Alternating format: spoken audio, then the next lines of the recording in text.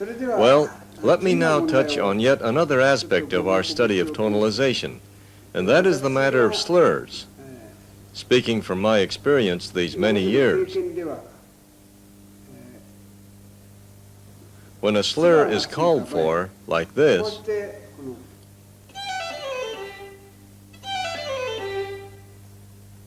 that is, when we play several notes in one bowing, there is a tendency for the notes to become weak. In playing the piano, the notes naturally come out the same volume. The score may call for a passage to be played legato or with any of a number of other types of expression, and it must be played exactly as it is written. And with the violin too, just because you have a slur, that never means that it's all right for the sound also to become small or weak. Therefore, first,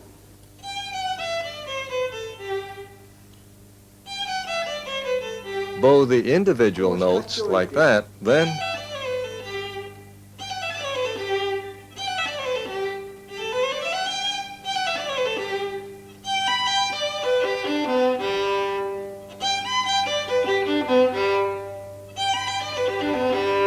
that is, first without the slur, then strive for the same loudness when it is slurred.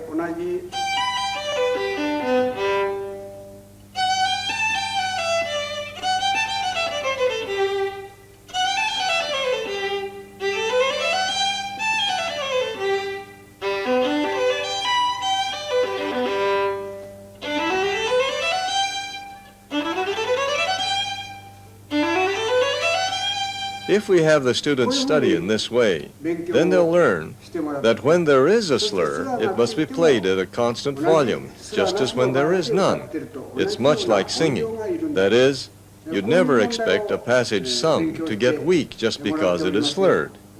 I have my students study in this way, and I find it very helpful, especially when it comes to fast passages.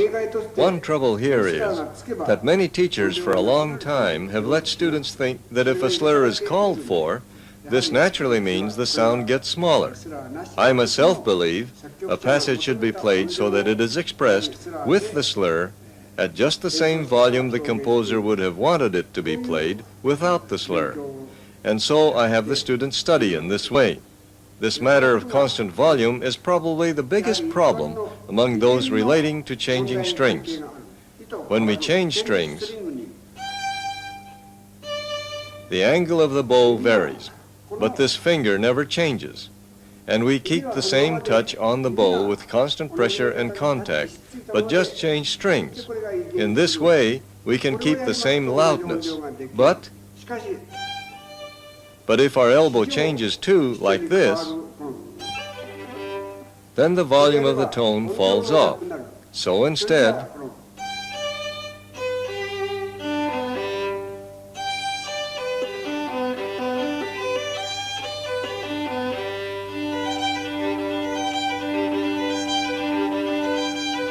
we must play without moving our elbow excessively. Whatever the string change.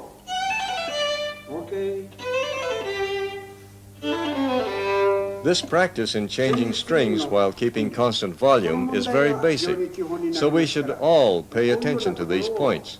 Once we can play a slur with constant volume, that is our basis, but we can then vary it at will, making the tone softer. We have students learn this tone control. For example, that last diminishing of the tone by gradually easing off on the pressure applied to the bow. We want to be able to control our volume, just as in singing. But the problem of tone loudness automatically decreasing when a slur is played, it's important to pay particular attention to that during lessons. Of course, we have been doing this in guiding our students all along. In fact, it is a definite part of our work in tonalization, which is separate from any study of particular pieces.